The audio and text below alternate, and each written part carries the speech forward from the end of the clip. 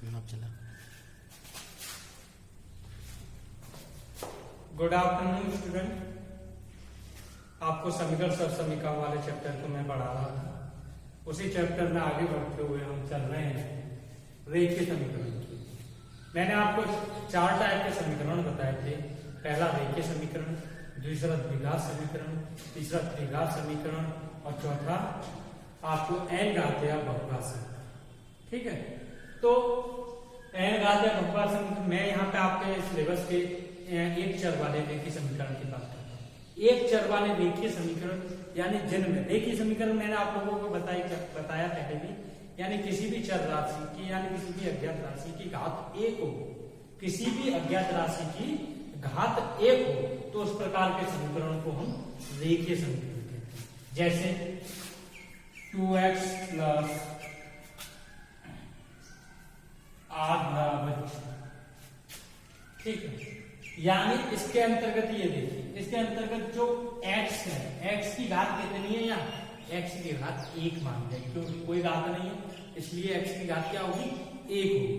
इस प्रकार के समीकरण को हम रेखीय समीकरण कहते हैं।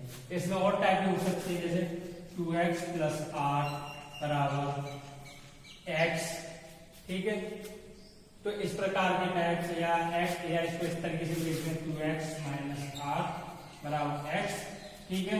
तो इस प्रकार का ये भी समीकरण क्या है, यानी यहाँ पे ये देखिए, यानी जो अचर चर राशि है यानी अज्ञात राशि है उसकी घात कितनी है, 1 है, इसलिए ये हमारी रेखीय समीकरण होगी। यानी इस प्रकार के समीकरण को हम रेखीय समीकरण बोलते हैं। इनको सोल्व करने के लिए मैंने आप लोगों को पहले बताया, जैसे मैं इसको सोल्व करता हूँ, यानी इसको इस तरीके से भी डायरेक्ट सोल्व कर सकते हैं, यानी चर राशियों को एक तरफ और चर राशियों को एक तरफ। तो 2x माइनस x का प्रश्नांतरण किया तो इधर माइनस का हो गया बराबर 8, माइनस का 8 था इधर ले गए तो प्लस का, तो x 2x में 2x में से 1x गया तो कितना बचा, 1, यानी x बराबर 8। इसकी सत्यता की जांच करनी है, इस समीकरण में इसके सत्यता की जांच करनी है तो x बराबर 8 बचेगी, यानी 2 गुणा 8 माइनस 8 बराबर x है तो 8। Sir 2x plus 8 is equal to x, zero नहीं होगा उधर, कहाँ पर 2x plus 8 is equal to x होना चाहिए, तभी तो बन जाता है, x आएगा वहाँ। नहीं, ये वो दूसरी थी। अच्छा, ठीक है, तो इस तरीके से अगर मैं बात करता हूँ तो इसकी सत्यता की जांच, यानी मैं इस समीकरण की सत्यता की जांच कर रहा हूँ, यानी x की वैल्यू रखी मैंने दोनों तरफ, तो कितना होगा 16 माइनस 8 बराबर 8, तो 8 में से 8 गए, 8 बराबर 8, यानी RHS बराबर LHS, इधर भी LHS में भी 8 आ गया, RHS में भी 8 था, तो ये मेरा समीकरण जो x बराबर 8 रहा है वो मान मेरा सही है।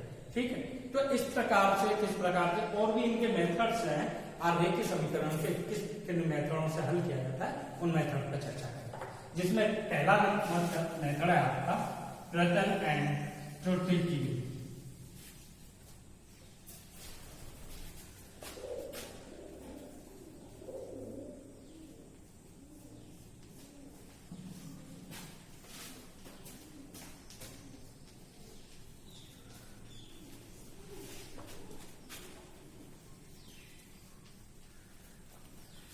रतन एवं त्रुटि विधि।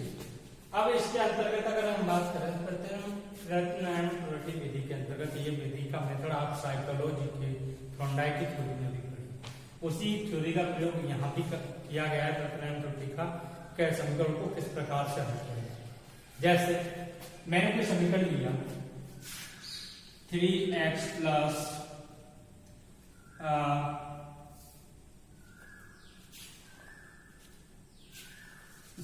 2x प्लस 8 इजिकल टू 20, ठीक है, 2x plus 8 is equal to 24।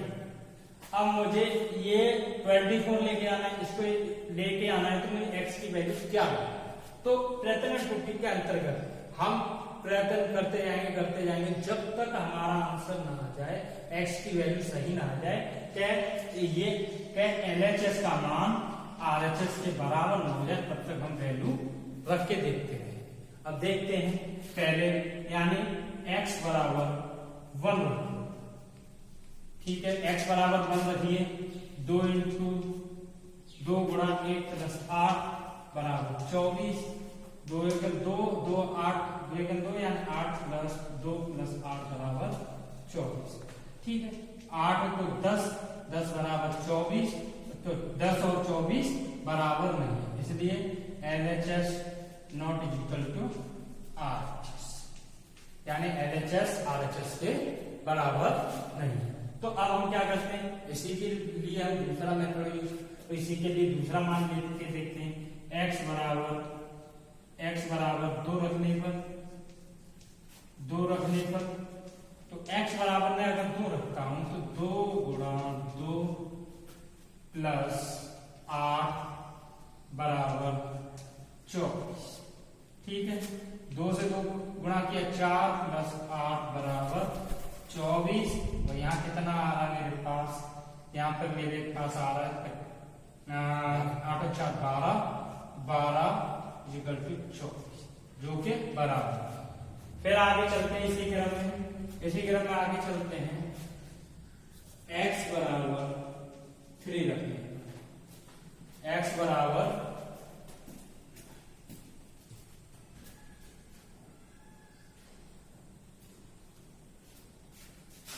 x बराबर 3 रखने पर, तो x बराबर 3 रखा, और 3 रखने पर तो जैसे 2 गुणा 3 प्लस 8 बराबर 24, 6 प्लस 8 बराबर 24, यानी 14 बराबर 24, जो कि ये भी बराबर।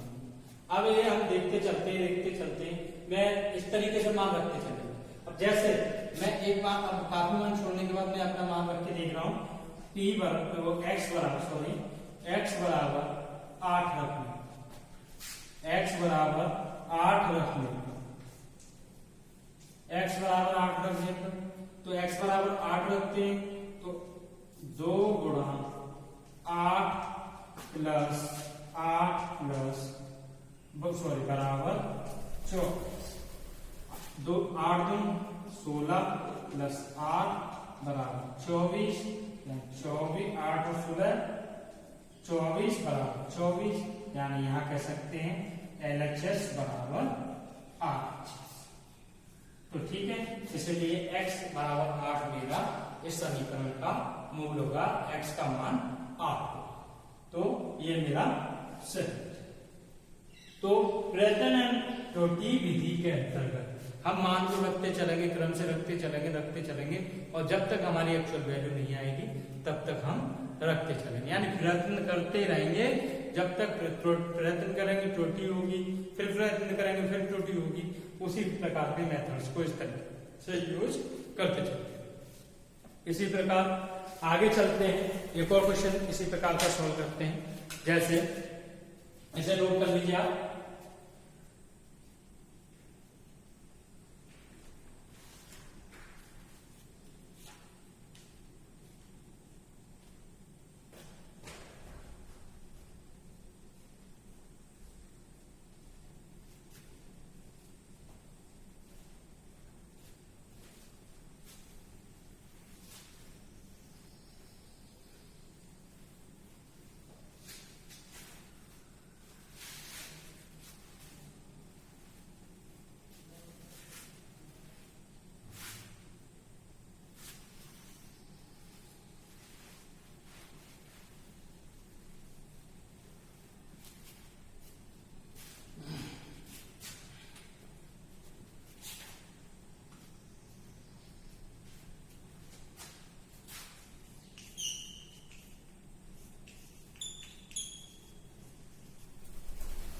एक और समीकरण लिया 5t प्लस 15 बराबर 35।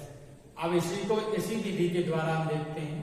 जैसे अब डायरेक्ट t बराबर 1 रखेंगे, ठीक है, 1 रखें, 5 गुणा 1 प्लस 15 बराबर 35। तो 5 प्लस 15 बराबर 35, तो क्या आया मेरे पास 20 बराबर 35, जो कि बराबर है। ऐसे ही चलते हैं, p बराबर 2 रखते हैं, p बराबर 2 रखते हैं। चलिए p बराबर 2 रखेंगे तो हमारे पास क्या आएगा, p बराबर 2 रख देंगे तो 5 गुणा 2 प्लस 15 बराबर 33 और 10 10 और 15 यानी 25 बराबर क्या आ जाएगा, 25 बराबर 35, जो कि ये भी बराबर नहीं है।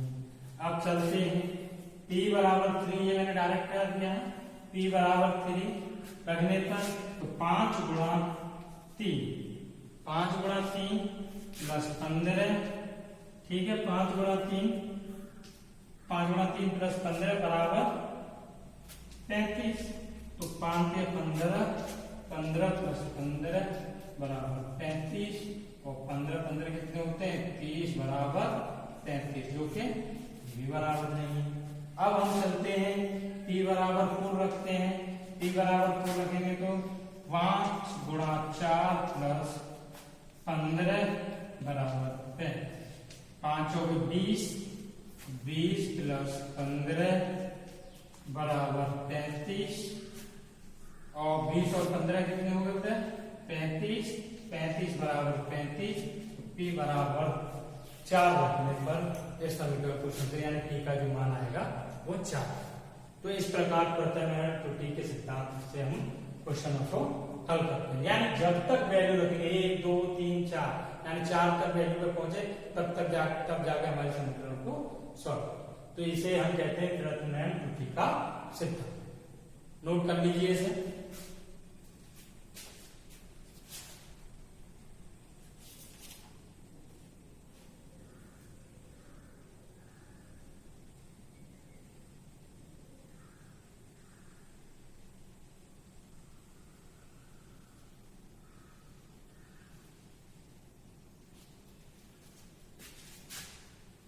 अब सेकंड मेथड है मेरा व्यवस्थित विधि। सेकंड मेथड है व्यवस्थित विधि। व्यवस्थित विधि के अंतर्गत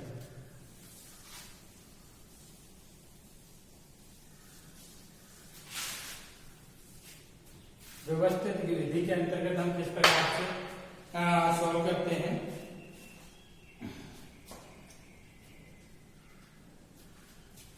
व्यवस्थित विधि के अंतर्गत बात करते हैं, जैसे 3x प्लस 2 बराबर 11।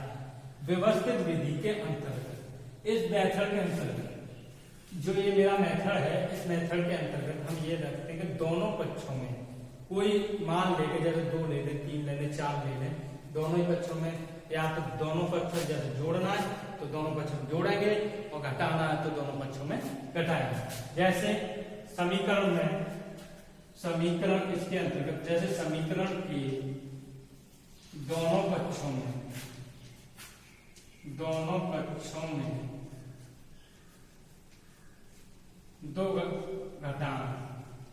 2 घटाने पर, ठीक है। मैंने देखा कि देखिए यानी 2 है, 2 का स्थानांतरण करूंगा तो कितना आ जाएगा, माइनस हो जाएगा और 9 हो जाएगा और x बराबर 3 हो जाएगा, ठीक है। तो मैंने क्या किया कि दोनों पक्षों में 2 रख दिया, यानी मैं 2 को अलग कर देता हूं, यानी x बराबर 2, यानी मैंने कहा समीकरण 2 में 2 घटाने, यानी समीकरण में 2 घटाने का 3x प्लस 2 माइनस 2, यानी 2 घटाने का बराबर दोनों पक्षों में और 11 माइनस 2। अब इधर क्या रह जाएगा, 3x, 2 से 2 कट गया, इधर 2 गया तो कितना बचा, 9। तो x बराबर क्या आया, 9/3 और 3 से x कितना कट गया, 9, 3, x बराबर 3। ये हो गया मेरा आंसर, ठीक है। यानी दोनों पक्षों में, यानी कोई ऐसी संख्या लीजिए जिससे दोनों पक्षों में या तो जोड़िए उसे या दोनों पक्षों में उसको घटाइए। कोई भी संख्या इस तरीके से लेके और इस तरीके से उसका सॉल्व करते हैं। इस प्रकार से रखने से इस प्रकार की विधि को बोलते हैं हम व्यवस्थित। नोट कर लो।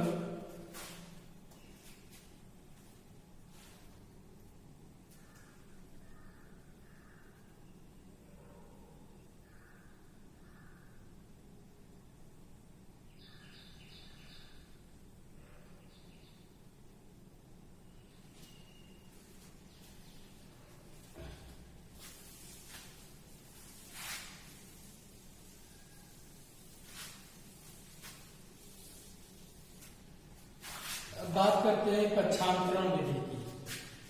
ठीक है, पक्षांतरण विधि।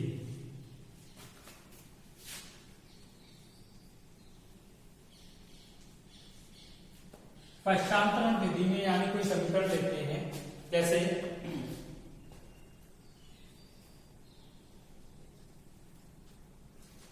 पक्षांतरण विधि में कोई भी समीकरण ले लीजिए, जैसे मैंने लिया 5x + 3 = 18। ठीक है, 5x + 3 = 18। पक्षांतरण विधि मैंने आपको स्टार्टिंग में भी, जब मैं इस वीडियो को स्टार्ट कर रहा था, सबसे पहले मैंने इसी मेथड से आपको क्वेश्चन सॉल्व किया था और उस समीकरण को सॉल्व किया था इसी समीकरण यानी पक्षांतरण विधि से। कैसे करते हैं कि जितने भी मेरी अचर राशियां उनको एक तरफ पक्षांतर कर लीजिए, चर राशियों को एक तरफ पक्षांतर कर लीजिए और उनको प्लस माइनस करके निकाल लीजिए। जैसे 5x चर राशि है, अचर राशि को मैंने अचर राशि की तरफ स्थानांतरित किया तो -3, ये प्लस का 3 था, इधर जाके किसका हो गया, माइनस का हो गया। तो 5x = 15 और x = 15/5, 5 से कट गया ये 3, तो x बराबर क्या आ गया, 3। ये मेरा आंसर हो गया। यानी पक्षांतरण विधि में इस प्रकार पक्षांतरण विधि बहुत काम आती है। ज्यादातर हम समीकरणों को इसी विधि के माध्यम से सॉल्व करते हैं, इसी विधि के माध्यम से सॉल्व करते हैं, तो इस विधि का उपयोग बहुत ज्यादा होता है। जैसे इस पर एक क्वेश्चन और ले लेते हैं, कोई भी एक समीकरण।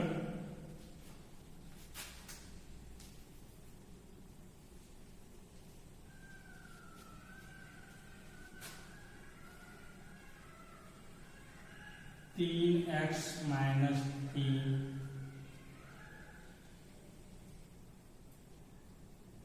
बराबर x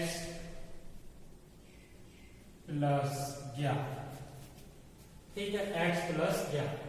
अब देखिए इस समीकरण को पक्षांतरण की विधि से कैसे सॉल्व करेंगे, यानी चर वाली में राशियों को एक तरफ ले आऊंगा और चर राशियों को एक तरफ ले आऊंगा, यानी 3x - x और 11 रहा इधर, और इधर ले गए तो ये प्लस का 3 हो गया, तो कितना हो गया 3x यानी 2x और 14, तो x बराबर क्या आ जाएगा 14/2, x बराबर क्या आ जाएगा 7, यानी 2 से 7 बार कट गया, इसलिए x बराबर क्या आ गया 7।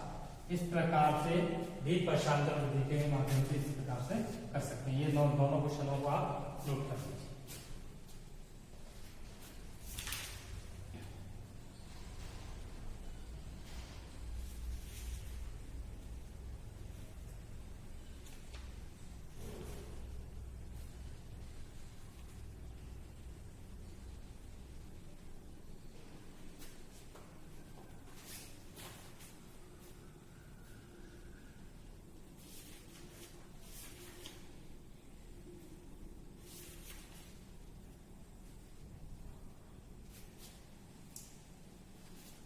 अब देखिए दो अज्ञात राशियों वाले रैखिक समीकरण।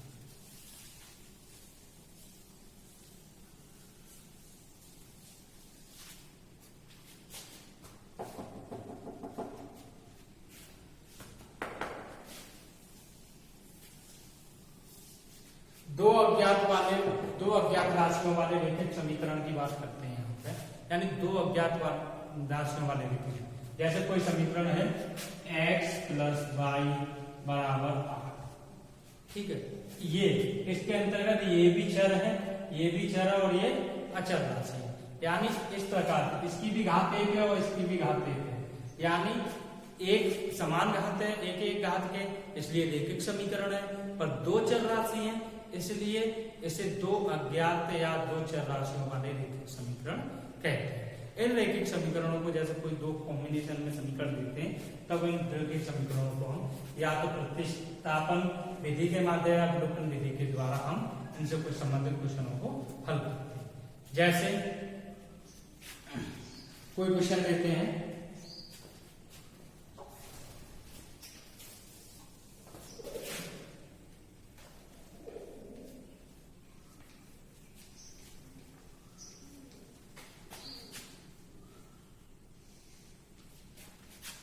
प्रतिस्थापन विधि। इसके लिए समीकरण लेते हैं कोई, जैसे कि मैं कोई समीकरण ले लूं,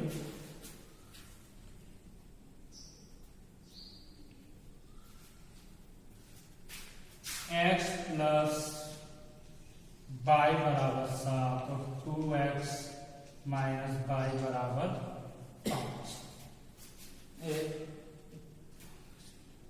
सॉरी, x प्लस 2y बराबर 7, x और 2x प्लस वाई बराबर 5।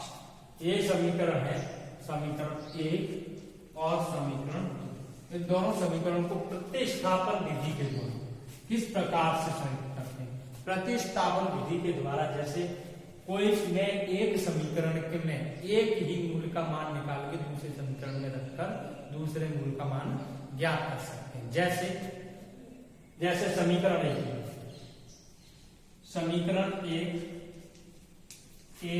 में x बराबर, समीकरण 1 को देखो, x बराबर मैं लिख सकता हूं 7 माइनस 2y। अगर प्रशांतरण करके लिखूं, x का मान निकालना हो तो मैं इस तरीके से लिख सकता हूं, x बराबर 7 माइनस 2y।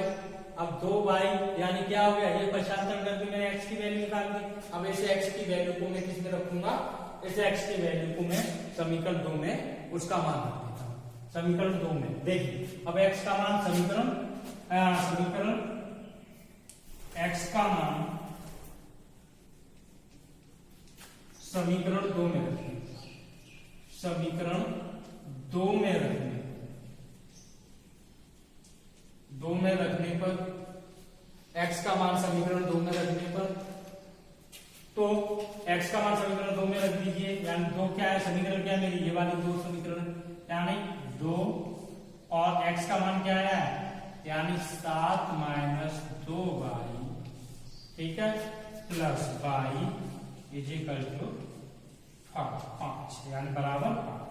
अब देखिए इसको सॉल्व कीजिए, 14 माइनस 4y, ठीक है, प्लस y बराबर 5।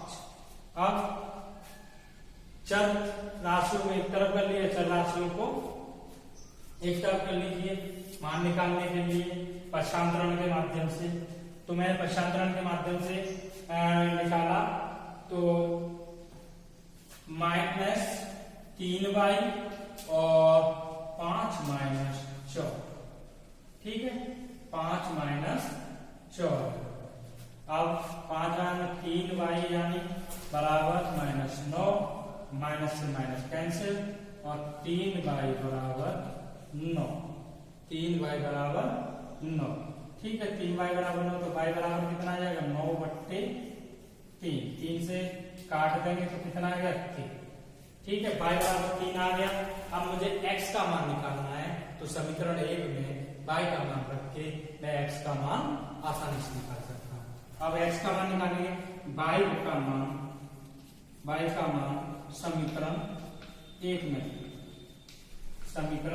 में रखने पर, ठीक है, समीकरण 1 में रख दीजिए, यानी x प्लस 2y, यानी 2y का मान कितना है 3 बराबर 7, तो x प्लस 6 बराबर 7, इसलिए x बराबर 7 माइनस 6 बराबर 1, इसलिए x बराबर क्या आ गया 1। तो ये x का मान कितना आ गया 1 और y का मान आपका कितना आ गया 3। तो ये समीकरण के दोनों में, तो ये कौन सा मेथड होता है हमारा, प्रतिस्थापन। इसके बाद एक मेथड और आता है विलोपन, ठीक है, उस मेथड को और बताता हूं, उसे नोट कर लीजिए।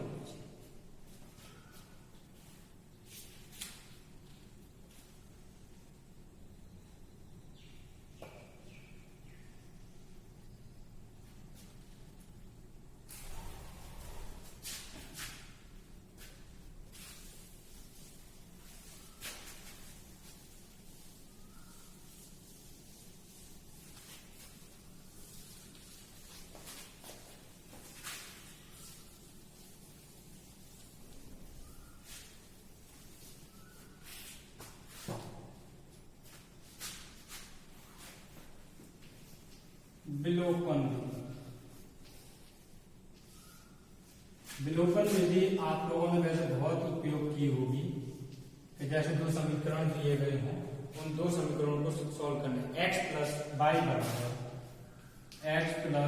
बराबर 7 और 2x माइनस वाई बराबर 8। जैसे ये दो समीकरण दिए, समीकरण 1 एंड समीकरण 2, इनको विलोपन विधि के माध्यम से सॉल्व करना। विलोपन विधि के माध्यम से तो आपको पता ही है कि जैसे इनको प्लस माइनस करके एज इट इज सॉल्व कर सकते हैं। जैसे इन दोनों समीकरणों को क्या करेंगे, यानी जोड़ने पर कर दीजिए।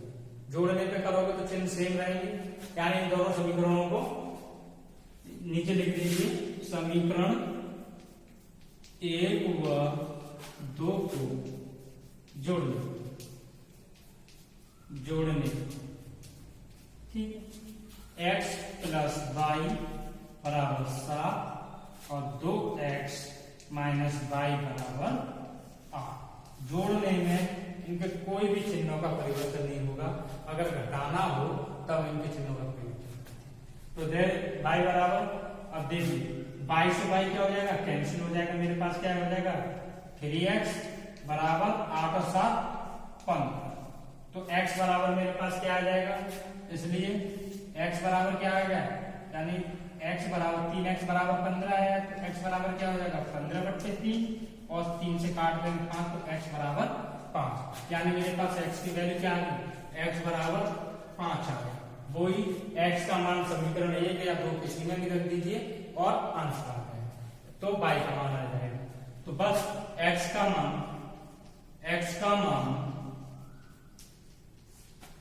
समीकरण 1 में रखते हैं, समीकरण 1 में रखने से x का मान समीकरण 1 में रखते हैं। समीकरण 1 में x का मान रखा, यानी x बराबर कितना है, x यानी 5y प्लस 7, ठीक है। और इसलिए यानी y बराबर 7 माइनस 5 का पक्षांतरण कर दिया, अचर राशियों को एक तरफ ले लिया, चर राशियों को एक तरफ रख लिया, ठीक है।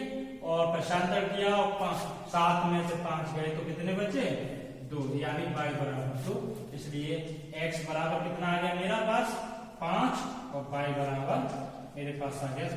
ये दोनों मेरे इसके समीकरण के दोनों के मूलों में भी सकते हैं और समीकरण के दोनों के x और y के मान, ठीक है। इस तरीके से मेथड से मैंने आपको आज बताया समीकरण के विधियों को, किस प्रकार के समीकरण एक समीकरण को सॉल्व करते हैं, कौन कौन सी विधि से। एक ही चर वाले रैखिक समीकरण जिसमें एक ही चर दिया हो, दो अलग अलग चर दिए हो, उन रैखिक समीकरणों को किस प्रकार से हल करते हैं पेंटू। अगर इसमें कोई समस्या है, अगर कोई दिक्कत है तो मुझे प्लीज कमेंट बॉक्स में कमेंट करके बताएं और इससे संबंधित क्वेश्चनों को भी सॉल्व करने की कोशिश करें और उनका उससे नहीं आने पर मुझसे पूछें। धन्यवाद।